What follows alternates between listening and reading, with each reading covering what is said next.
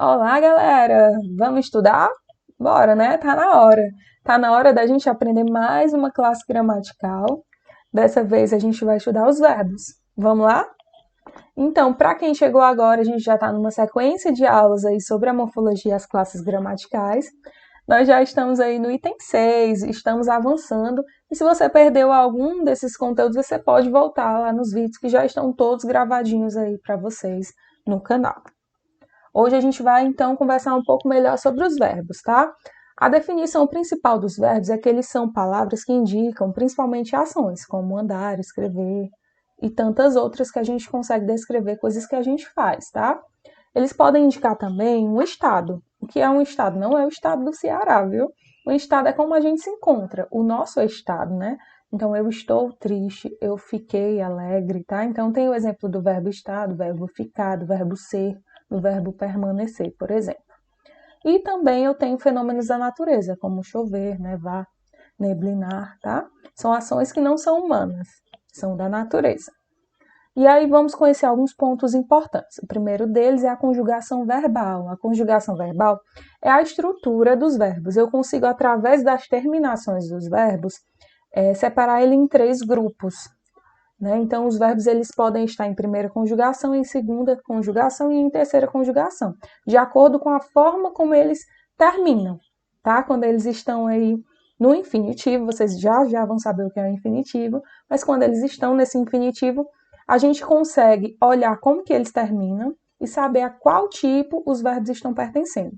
Então, os que terminam em AR, como estudar, falar, andar, eles são da primeira conjugação. Os que terminam em ER, como escrever, ler, comer, eles são da segunda conjugação. E os que terminam em IR, como partir, sair, eles são de terceira conjugação. É basicamente isso, ok? Vamos avançar.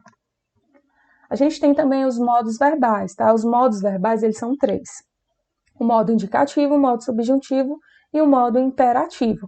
É realmente o modo como o verbo se apresenta, certo? Para que a gente utiliza aí o verbo? A gente pode indicar, por exemplo, no modo indicativo, para indicar uma realidade. Quando eu afirmo, então, eu aprendi a patinar na praça. É uma afirmação que é real, é um fato. Então, por isso que é o indicativo.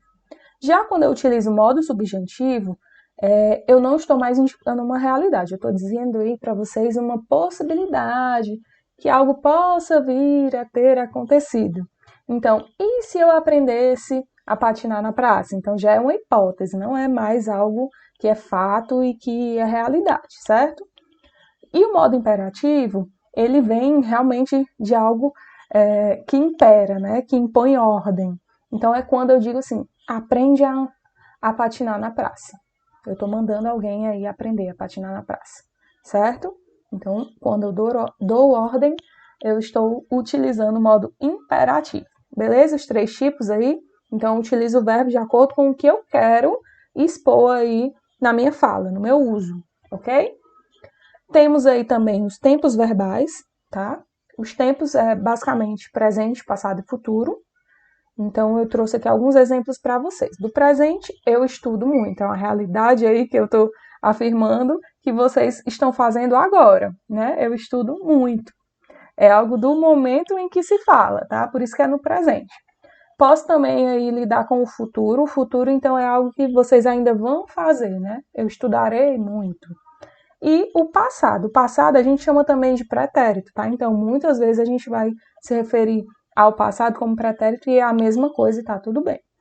É só vocês lembrarem, eu estou pretérita hoje, né? Estou passado. E aí, o passado é algo que já aconteceu. Então, eu estudei muito, tá? Uma coisa anterior. Até aí, ok. Vamos lá adiantar.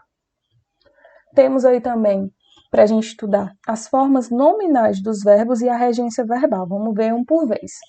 As formas nominais é o que eu já tinha antecipado para vocês quando eu comentei sobre o infinitivo, né? São as formas como os verbos eles podem ser apresentados, tá?